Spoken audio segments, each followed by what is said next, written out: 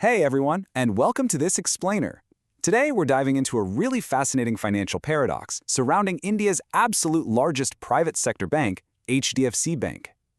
Now, if you've been keeping an eye on the markets lately, you know this institution is basically at the center of a massive debate. So we're going to use the data to cut straight through the headlines and actually understand the structural strain that is currently redefining this banking giant. Right off the bat, there's this glaring contradiction that literally has the market scratching its head. On one hand, HDFC just posted a staggering standalone net profit of 19,060 crore rupees for the first quarter of FY27. I mean, that's a solid 5% jump year over year. But despite those fantastic surface-level results, the stock took an absolute beating, suffering a sharp 21% decline in 2026, with the one-year return hovering right around negative 24.95%. Which brings us to the core mystery we need to solve today. Why on earth did a record profit trigger such a massive stock sell-off? Well, the truth is, the market isn't just reacting to today's earnings. Investors are looking under the hood, trying to figure out what these results actually signal for the quarters and years ahead. Let's get right into it with Section 1, the post-merger strain. Okay, so according to both academic and industry analyses, including some really detailed studies published in the Journal of Emerging Trends in Novel Research, the 2023 integration of HDFC Bank and HDFC-LT was, well, highly problematic. By basically swallowing its parent company whole, the bank took on this massive mortgage book that was heavily loaded with legacy borrowings, and that caused an immediate, severe structural strain.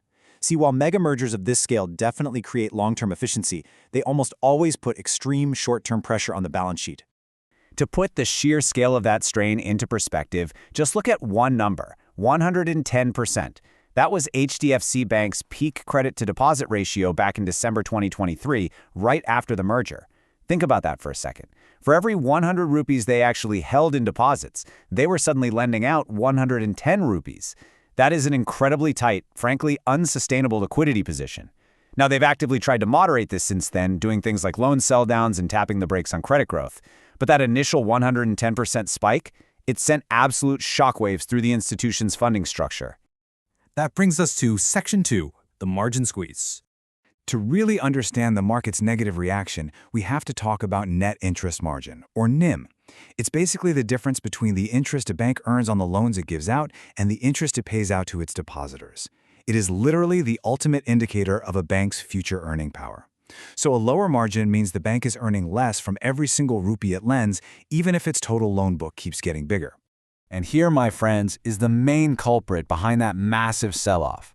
HDFC's NIM compressed to a record low of just 3.26% in Q1 FY27. That's a significant drop from 3.40% the previous year. Because they inherited all those legacy, high-cost mortgage borrowings from the 2023 merger, raising money has just become way more expensive than taking in typical bank deposits, and that is aggressively squeezing their profit margins. Moving on to Section 3, the deposit dilemma.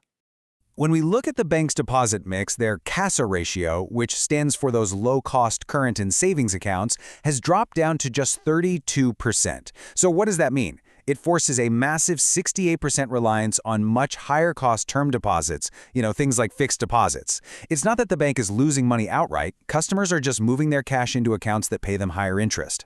But for HDFC Bank, relying so heavily on expensive funding just puts even more downward pressure on those crucial profit margins. So you take this toxic combination of a flat cost of funds and slipping asset yields, and it organically degrades their core performance metrics. We're seeing declining return ratios across the board, specifically return on assets, or ROA, and return on equity, ROE. Basically, their overall balance sheet expanded drastically after the merger, right? But their relative profitability, meaning how efficiently they actually use those assets to generate profit, has visibly weakened. Let's bring all these clues together. Looking at this, we can see the paradox plain as day. Headline net profit up 5%. But the underlying engines of profitability flashing bright red. Net interest margin is down, and the CASA ratio is down.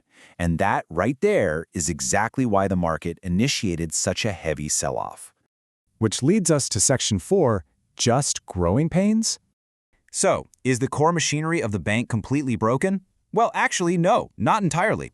Their asset quality remains superb, with gross non-performing assets tightly controlled at a very low 1.17%, and their corporate and business lending is still remarkably robust. However, it definitely hasn't all been smooth sailing behind the scenes.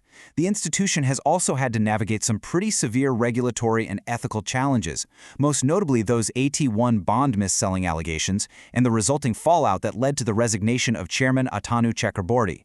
So that just adds a whole other layer of complexity to this massive transition they're going through.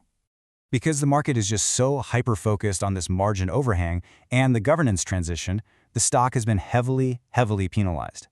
In fact, HDFC Bank is currently trading at relative multi-decade low valuations. Sitting at such a massive discount compared to its historical averages, many brokerages are actually calling it a consensus buy right now, basically betting that the bank will eventually digest these integration costs. All of this leaves us with a really provocative question to end on. Is HDFC a fundamentally broken bank or just a giant in transition? The data clearly shows a powerhouse sweating through some immense short-term structural strain.